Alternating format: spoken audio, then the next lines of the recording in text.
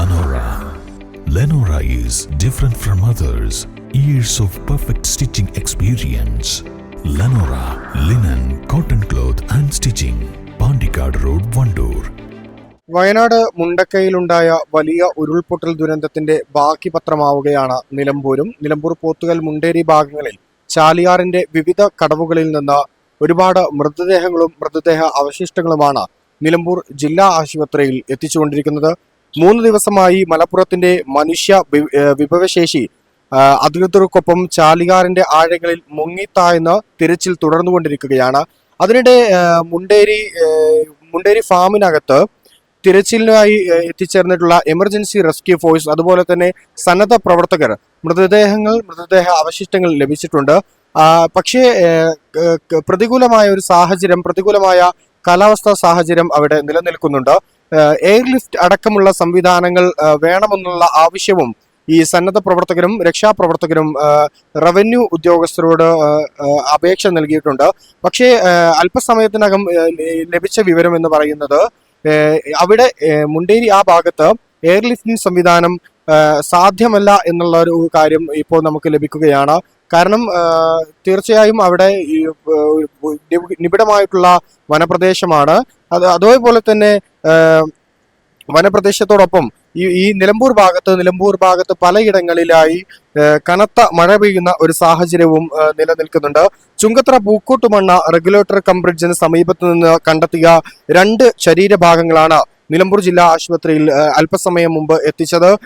3 ദിവസങ്ങളിലായി 54 മൃതദേഹങ്ങളും 85 ശരീരഭാഗങ്ങളുമാണ് ചാലിയാറിന്റെ വിവിധ ഭാഗങ്ങളിൽ നിന്ന് ലഭിച്ചിട്ടുള്ളത്.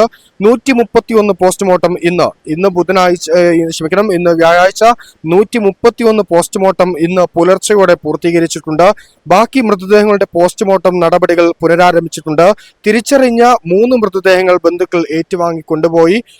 മറ്റു മൃതദേഹങ്ങൾ വയനാട്ടിലേക്ക് കൊണ്ടുപോകുന്ന നടപടികൾ തുടരുകയാണ്. മൃതദേഹങ്ങൾ ഇപ്പോഴും ലഭിക്കുകയാണ്. മണിക്കൂറുകൾ ഇടവിട്ട് മൃതദേഹങ്ങൾ ലഭിച്ചുകൊണ്ടിരിക്കുകയാണ്. അതിന്റെ അടിസ്ഥാനത്തിൽ മൃതദേഹം ലഭിച്ചു കഴിഞ്ഞ് ഇവിടുത്തെ നടപടികൾ പൂർത്തീകരിച്ച് വയനാട്ടിലേക്ക് കൊണ്ടുപോകാൻ ഒരു സമയവും എടുക്കുന്നില്ല. കാരണം കൃത്യമായി ഗവൺമെന്റ് സർക്കാർ സംവിധാനങ്ങൾ ഉണർന്നു പ്രവർത്തിക്കുന്നു എന്നുള്ളത് തന്നെയാണ്. ആരോഗ്യ പ്രവർത്തകരാണെങ്കിലും പോലീസ് സേനയിലെ പോലീസ് ഉദ്യോഗസ്ഥരാണെങ്കിലും സന്നദ്ധ പ്രവർത്തകരാണെങ്കിലും എമർജൻസി റെസ്ക്യൂ ഫോഴ്സ് അടക്കം ട്രോമ കെയർ അടക്കം വിവിധ രാഷ്ട്രീയ പാർട്ടികളുടെ സന്നദ്ധ സംഘടനകൾ, മത സംഘടനാ നേതാക്കൾ, സന്നദ്ധ പ്രവർത്തകർ കൃത്യമായ ഇടപെടലുകൾ നടത്തിക്കൊണ്ട് ഇവിടെ നിന്ന് ബോഡി ഉറ്റവർക്കും ഉടയവർക്കും കാണുന്നതിനു വേണ്ടി വയനാട്ടിലേക്ക് മാറ്റുന്ന പ്രവൃത്തി യുദ്ധകാലാടിസ്ഥാനത്തിൽ തന്നെ ഒരു സമയവും എടുക്കാതെ കൃത്യമായി അത് കൊണ്ടുപോകുന്നു എന്നുള്ളതാണ്. 10 ആംബുലൻസുകൾ വീതമാണ് വയനാട്ടിലേക്ക് പോകുന്നത്.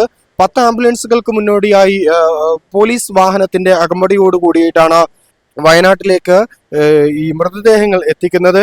ഇന്ന് രാവിലെയോടുകൂടി നിലമ്പൂർ ജില്ലാ ആശുപത്രിക്ക് സമീപമുള്ള ചാലിയാറിന്റെ ഭാഗത്ത്, നിലമ്പൂർ ജില്ലാ ആശുപത്രിയുടെ സമീപ ഭാഗത്ത് തന്നെ ഒരു സ്ത്രീയുടേതെന്ന് കരുതുന്ന, ഈ ഉരുൾപൊട്ടലിൽ വന്നത് എന്ന് കരുതുന്ന ഒരു മൃതദേഹം ലഭിച്ചിരുന്നു.